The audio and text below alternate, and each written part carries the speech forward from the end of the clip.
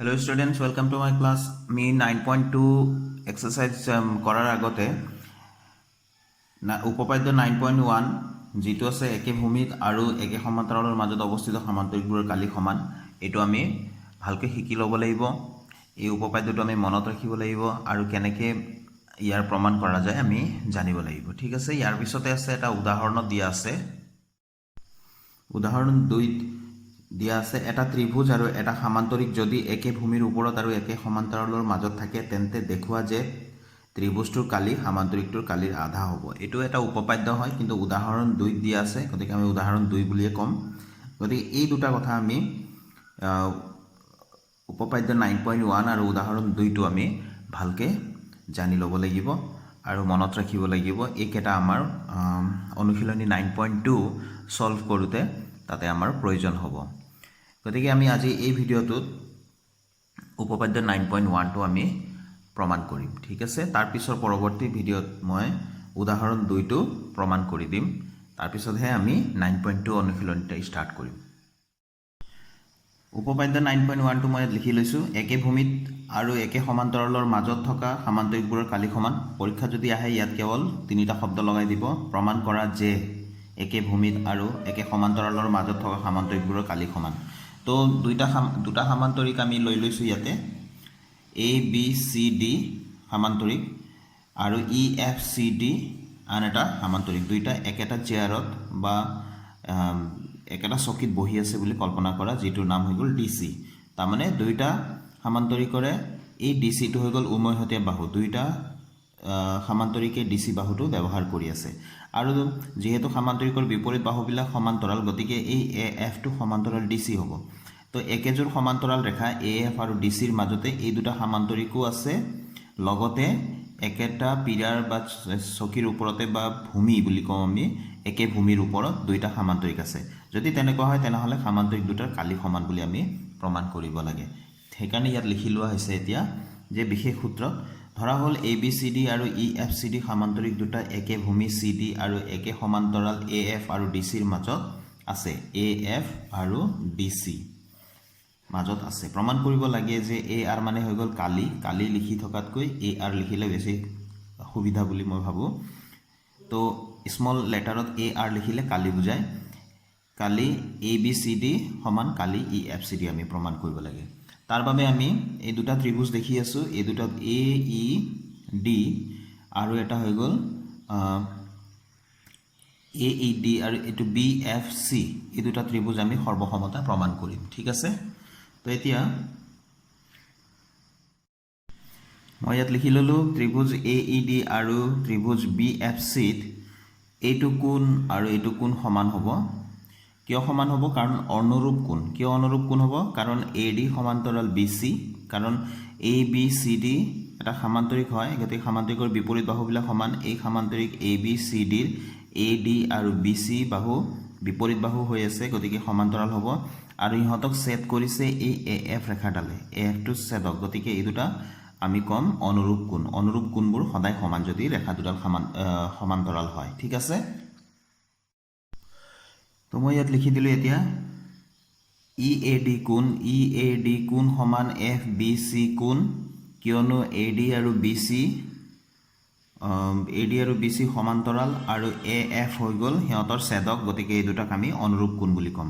একেদৰে এই কোণটো তাৰমানে এ ই ডি কোণটো আৰু বি এফ চি কোণটো অনুৰূপ কোণ হ'ব, কাৰণ ই ডি আৰু এফ চি সমান্তৰাল আৰু এ এফটো হ'ব সিহঁতৰ ছেদক।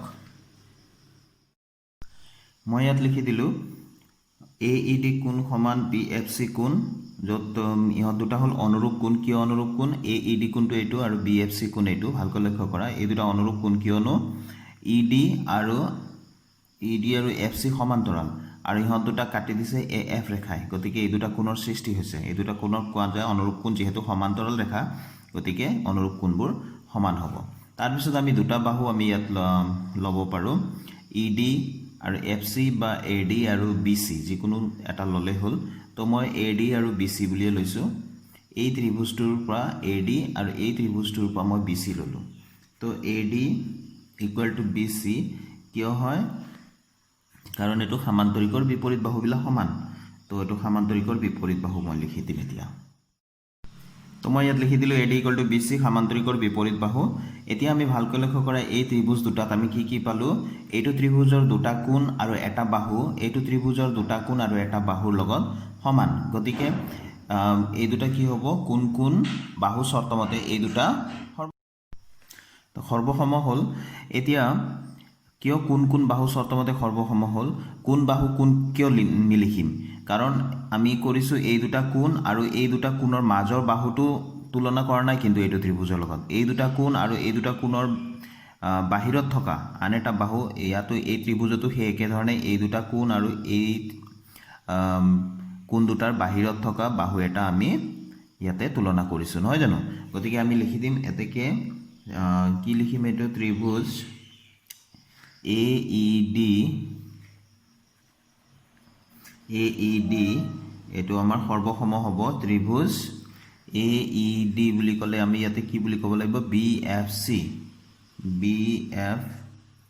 এই দুটো সৰ্বসম হ'ব কি শৰ্তমতে এংগল সাইড শৰ্তমতে কোণ বাহু শৰ্তমতে যদি আমি জানো ত্ৰিভুজ দুটা যদি সৰ্বসম হয় বা যিকোনো দুটা চিত্ৰ যদি সৰ্বসম হয় তেনেহ'লে সিহঁতৰ কালি সমান তো এতেকে এৰিয়া